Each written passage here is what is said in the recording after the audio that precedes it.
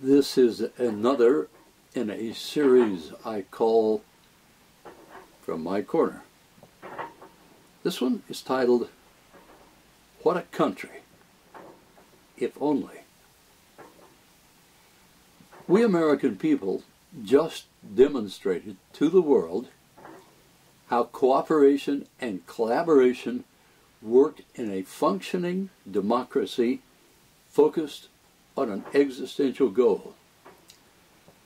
United, we set our various differences aside and in an incredibly short span of time absorbed a death-dealing blow and accomplished a commendable task.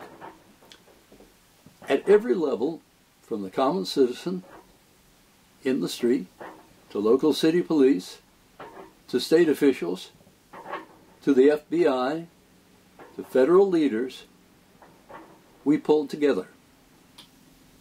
Some may argue it has been one of our finest moments. If so, I believe it raises once again the thought that I know all of us feel. Why can't our government leaders on a day-to-day basis act with the same sense of goodwill and resolve? Why do our Senate and House of Representatives repeatedly bog down in the battle to bring equitable financial justice back into our economy? In other commentaries, I have persistently complained about the lack of mature leadership at the highest reaches of the American financial community and the government.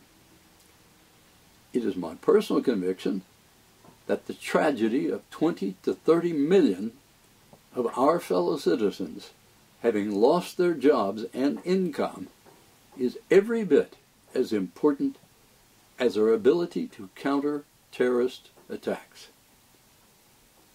Terrorism is often fed by a situation of poverty. People driven to terrorist extremes frequently justify their actions on two ideas. They see one group of people, such as ourselves, as being unjustly wealthy, and they blame the poverty of their own nations on our success. Many countries appear to believe this. This is not rational, but it is effective for their leaders' purposes. I don't know that this motivated our recent Boston bombers, but that's not the point I'm trying to make. The point I am trying to make is that the unfair burden of financial poverty so many Americans must bear is every bit as dangerous to our country's safety and integrity as the violence of terrorists. We would do well to remember Gandhi's words. Poverty is the worst form of violence. When our own country allows 20 to 30 million of our fellow Americans to lose their jobs and incomes, while our wealthier amass larger and larger fortunes, our nation's integrity deteriorates. Corporate financial leaders demanding millions in personal pay while firing thousands of American workers walk on ethically fragile and dubiously patriotic ground.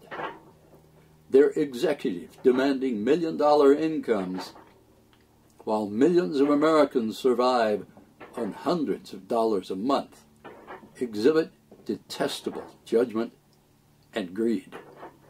Federal workers averaging $75,000 a year salaries, while our national average income is only $50,000, occupy ethically questionable financial positions. Is it logical or fair for citizens with $50,000 average incomes to pay bureaucrats $75,000 each to shuffle the paperwork of government?